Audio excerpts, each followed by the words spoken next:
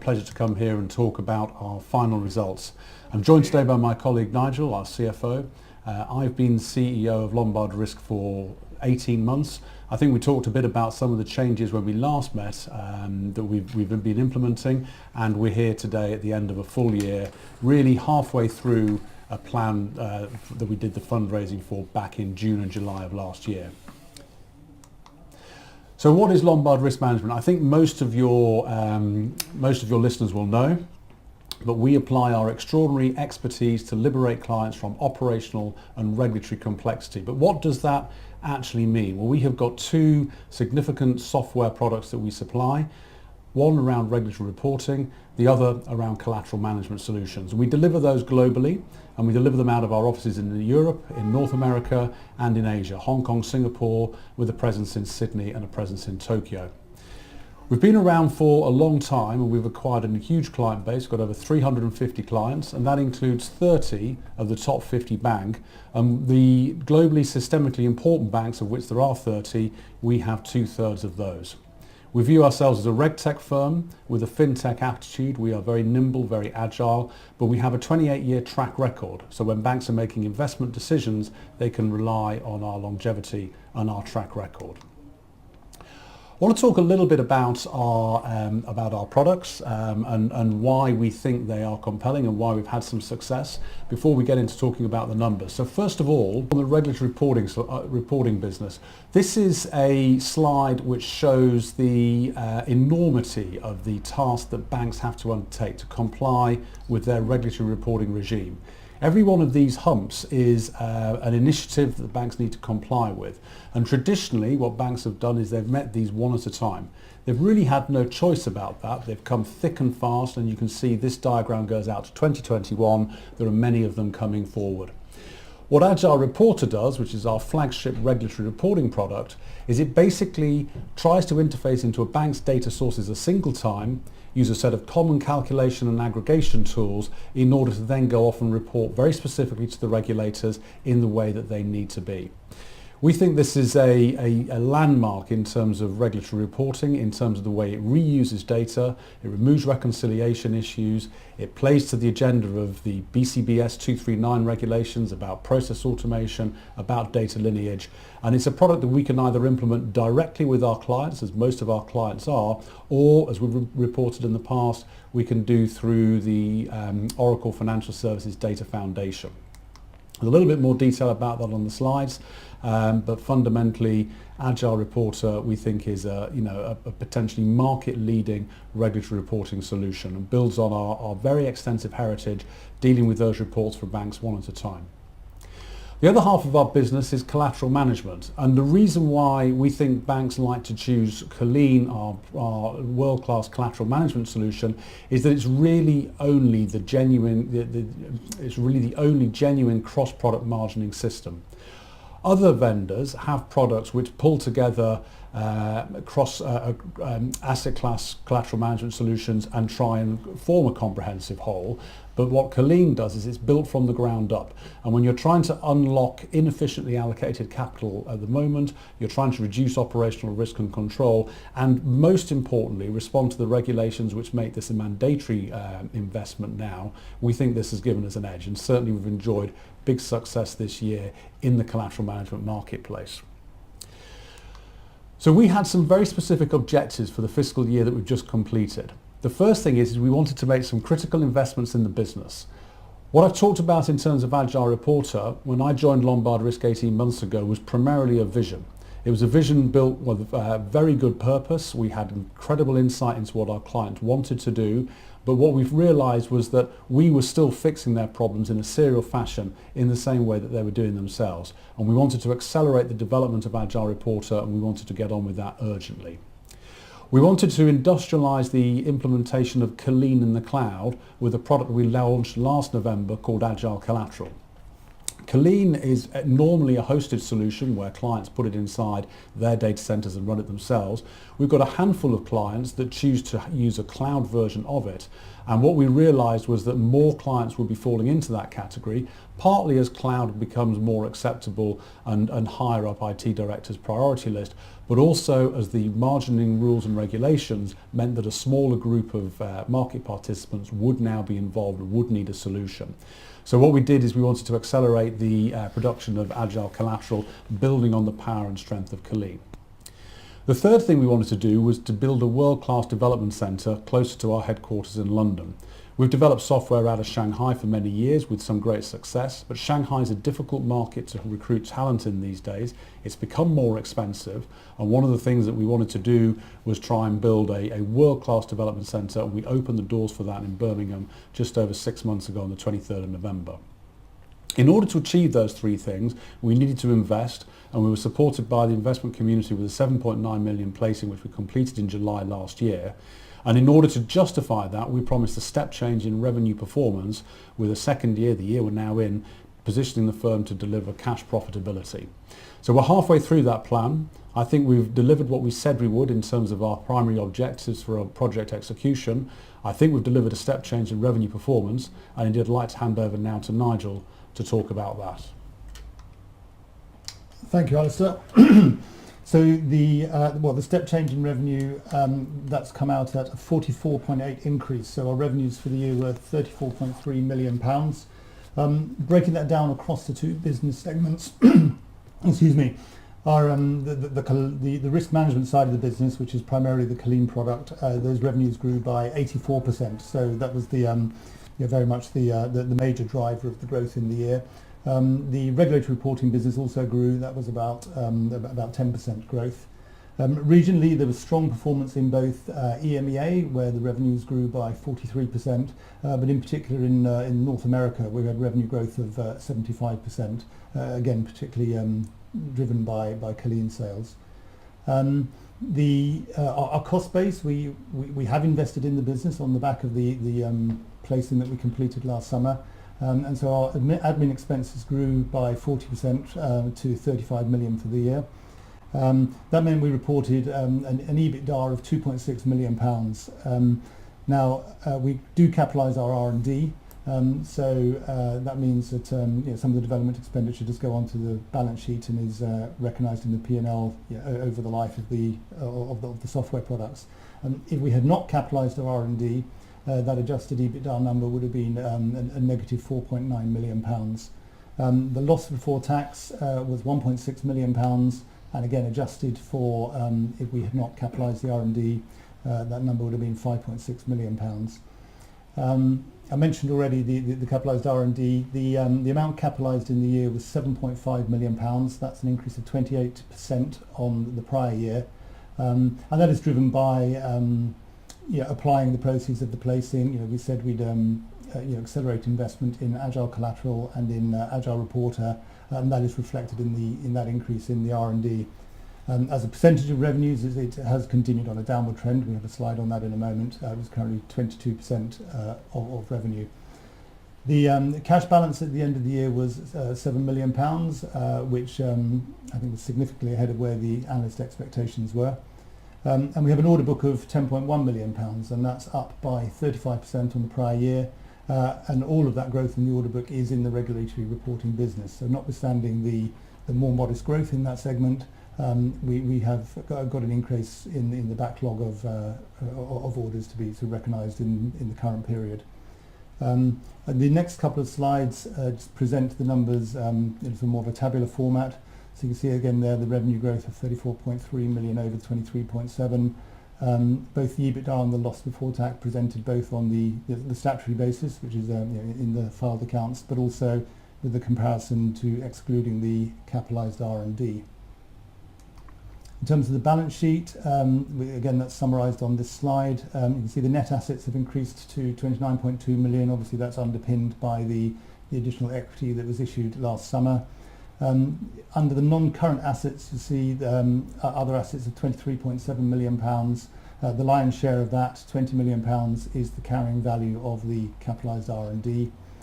And you also see the increase in the deferred revenue to £10.5 million, and that's largely driven by about 80% of that is in relation to deferred recurrent revenue, which of course will flow to the P&L in the current year.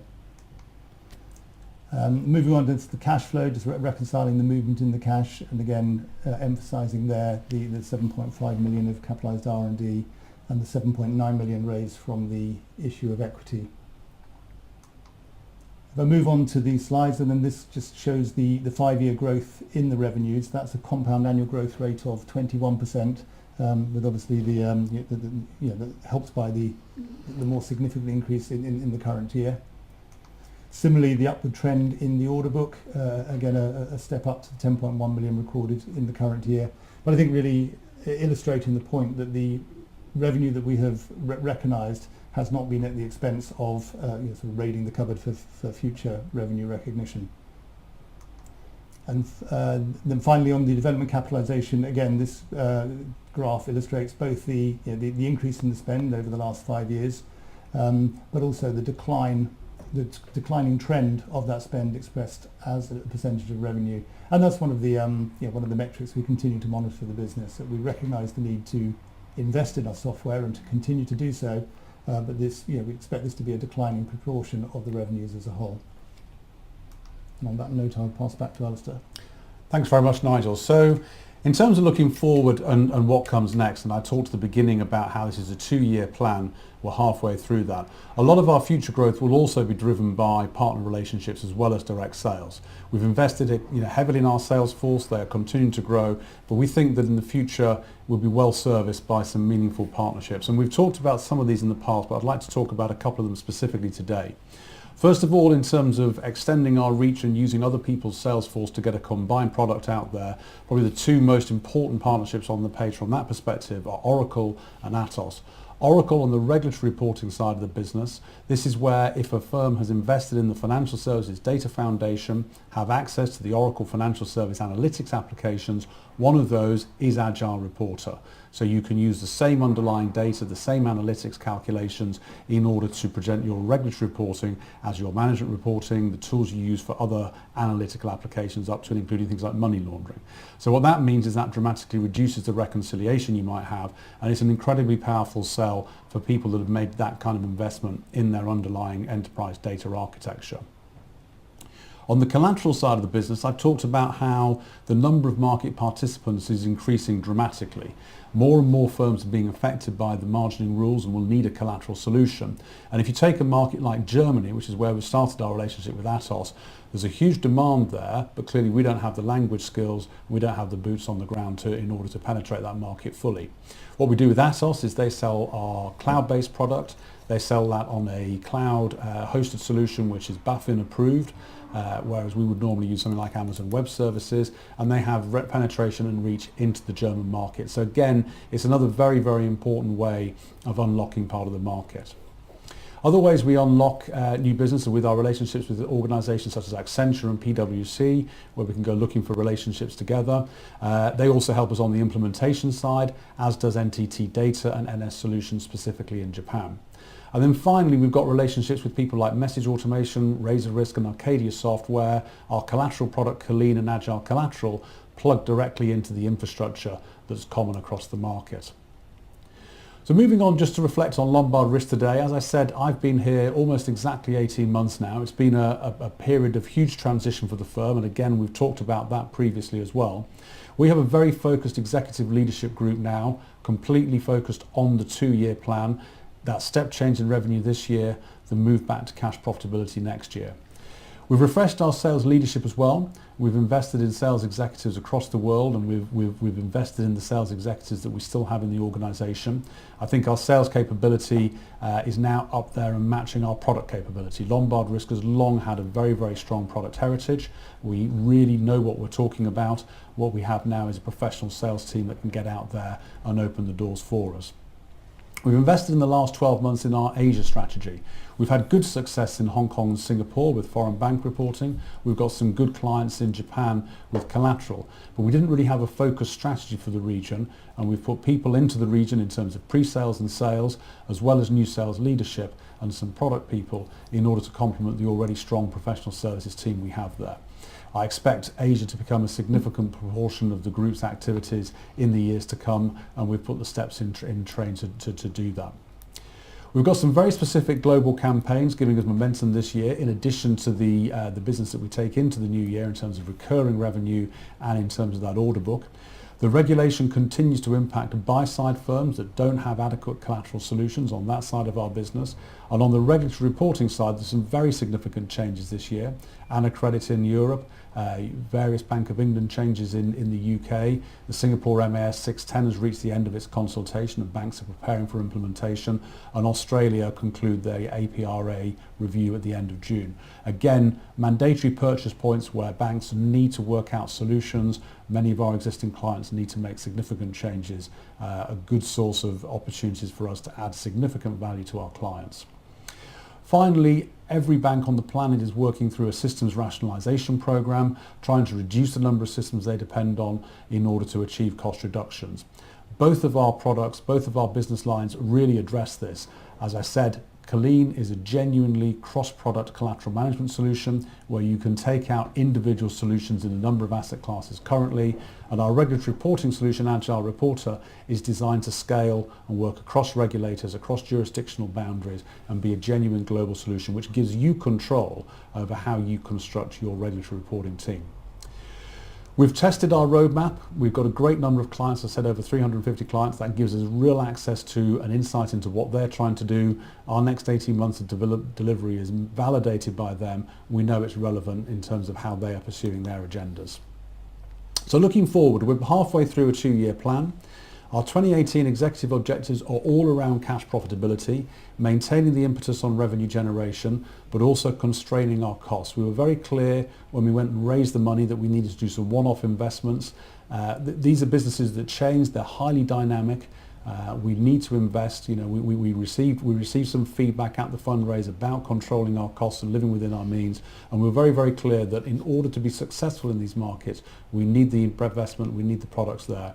What we did also say is there's a step change in revenue possible, and that the revenue was wrong in Lombard Risk, not the cost. And I think we've conclusively proved that in the last 12 months. Our Birmingham office, we're up to about 34 people now. We need to transition into that facility, make it absolutely deliver everything that we said it could. Very, very excited by the start that we've made there. We've only been open a few months. As I said, we opened 6 months ago, and 6 months and 2 days. So it's been a long roadshow. It was 6 months, now it's 6 months and 2 days.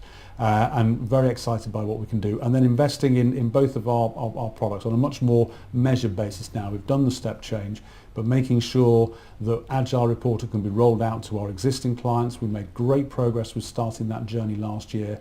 300 odd regulatory clients are a lot of clients to migrate over, and we're doing that in terms of, you know, key points of need. The 2052A report in North America being a case in point last year, where our existing clients introduced Agile Reporter into their environment for the first time. And then finally, our success in Colleen and now Agile Collateral has really been because we're at the front of the pack in terms of being genuinely cross-product.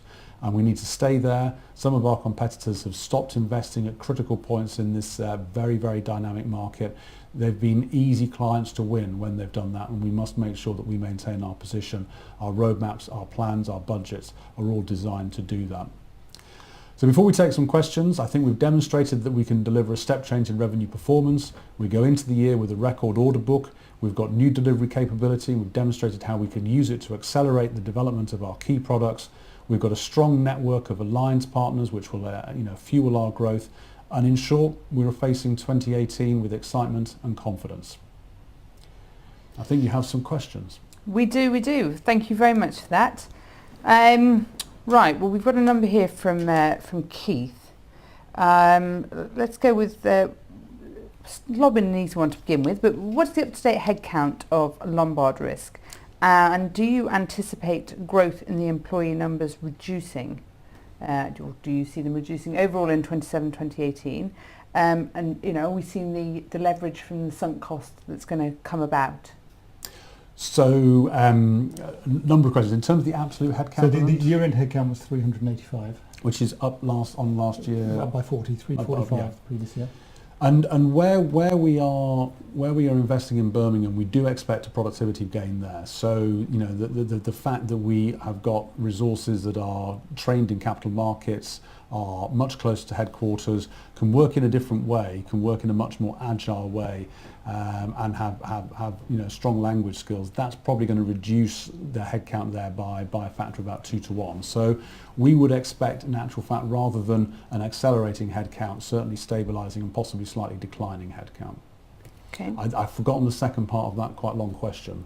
Well, I think you've answered in as much as you're expecting to operate to leverage off the sunk cost of the sunk costs. I think it's important to note that we needed to make some one-off investments. Agile Reporter was a fantastic concept. When I joined the firm, I could see why this could be a market-leading product, but we'd been talking about it and prototyping it and working on clients with it for a long time. We needed to make it a reality. We have done that now. It can be delivered, as I said, through Oracle or directly.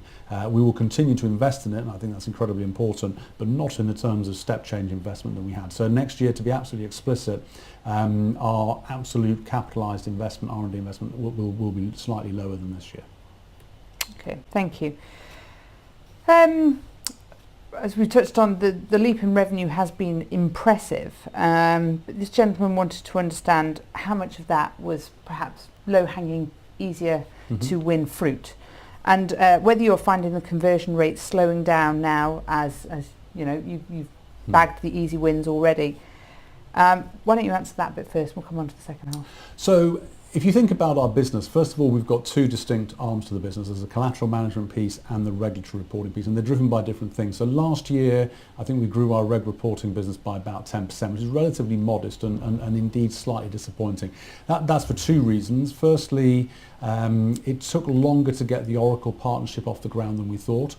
Oracle and Lombard have been working together very closely for a couple of years. The pipeline is now very, very strong, very excited about it, but it's taken a while to get that all ready for market. There were less changes to regulations last year than in previous years, and indeed in the year we face and the years that we see ahead. And that's just the natural rhythm of regulation. So we did some important work last year, as I mentioned, the 2052A, but it wasn't the kind of growth that I think we will expect to see this year. In collateral management, we did two very important releases last year. We put our first clients live on the new IOSCO regulations implemented through Dodd-Frank and EMIR for uncleared margins. So that was a very significant piece of business where the largest market participants were swept up last year. That cascades down through the market. It's getting smaller and smaller at each March and September anniversary. So there's plenty more business there. And then we developed a new module for Colleen, which is the exchange traded derivatives product, primarily aimed at the futures commission merchants. We sold that 3 times towards the end of our fiscal year, and again we would expect to be able to take that now it's ready for prime time and display that. So, you know, we had a good year last year. You know, there were some things that, you know, I wouldn't say we're lucky because you create your own luck, but we worked hard in a focused way. I talked about some of the things we focused on this year. So the extension of the regulations in collateral down to more market participants. I've just talked about the ETD module, the opportunities there. I think at any point in time there are always a handful of, you know, the biggest banks looking at their collateral strategies, so we've certainly got insight into some of those this year and working hard on those. And on the regulatory reporting side, leveraging our relationship with Oracle and taking advantage of those 4 geographies I mentioned, the UK, Europe's Anacredit, APRA in Australia and MAS 610 in Singapore, all of whom have got activity. So I see lots of opportunities. We had lots of opportunities last year. I see lots of opportunities going into this year. Okay, well, and one of them you touched on during your presentation was Asia. And you mentioned you've done lots to build up the sales network in the group there. You also talked about it becoming a significant proportion of the group. Can you perhaps expand on that and give us a little bit of flavour in terms of what you're expecting to see out of Asia and how quickly we can expect traction to come? So I'm expecting to see meaningful progress this fiscal year in Asia. So we've had a business in Asia for a long time. I'm not sure when it started, way before my time, and we've got a good reputation of doing foreign bank reporting, particularly in Hong Kong and Singapore. And we've won, 4 good-sized Japanese collateral clients in Japan. The problem with Asia for the last couple of years is there's just been so much going on elsewhere in Lombard, it didn't get the attention that it needed. We didn't have enough salespeople covering the region. We've only got 4 salespeople covering the region now, but we didn't have that before, and it was done very much on a fly drive basis, which is very inefficient and not giving our clients the service that we need. We've put pre-sales capability into the region as well. So again, before we could fly experts in, but the logistical constraints around that, as well as obviously cost constraints. So we've now addressed that. We've had a very, very strong professional services outfit in Asia for some time, doing great work with our clients there. What we've done with our new sales leadership and the new sales executives is we've looked at 4 core geographies, so Australia, Hong Kong, Singapore and Japan, and in each of those we've worked out our strategy in terms of how we're going to go to market. It's obviously a very partner-led region. We're dependent on support from other people, how we're going to prosecute that business. And, you know, to say much more would probably be giving our competitors insights into our actions, but it's going to be a meaningful contributor to the group this year, a very, very important part of our global business going forward. And you look at our products, you look at why they're valuable and worth investing in, it's because they work globally, and therefore, you know, having a very strong, coherent presence in Asia and understanding those markets is key. We are, you know, we've done the heavy lifting on getting that understanding. Now it's time to start, you know, reaping the rewards in terms of adding value to our clients and getting the revenue from that. Okay, thank you. Well then perhaps a couple for you, Nigel, and you might want to deflect this one and refer people to Paul's research note, but you know, what revenues do you think are needed to reach break even on a PBT level on the planned cost base? Well, you sort of answered the question for me in terms of Paul has done some work on this. Yeah, we've had the increase in the cost base, which we reported in the year just ended.